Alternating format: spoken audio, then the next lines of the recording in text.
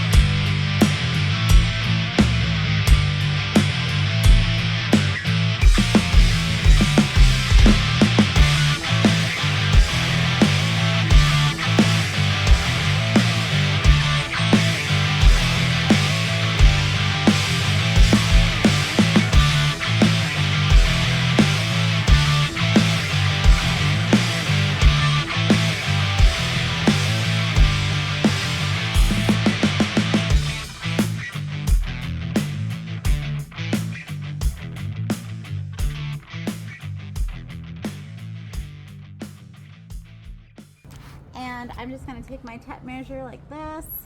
Instead of taking the time, wasting time, and measuring each one individually, I'm just gonna, and this project, I mean, it's flower beds, so we have a little bit of wiggle room, you know, for just off by a little bit, but this should give me a perfect enough height.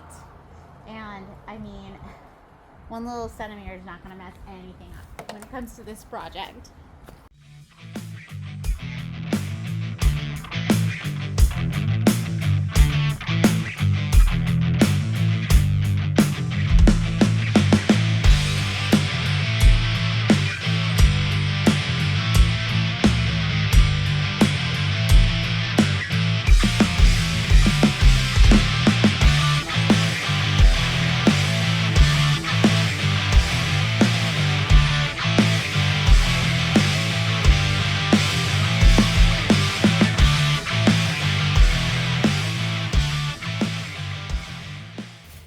So I went ahead and got the legs cut for now, and I need to wait for my husband to come home because I cannot turn this guy to get my angle that I need to cut these boards here. These are gonna lay on top.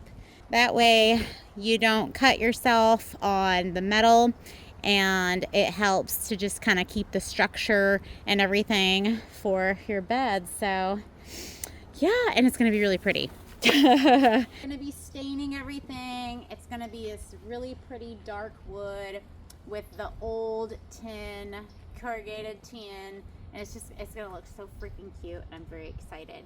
So once he is able to move that for me and I can get my angles and start cutting these will be done.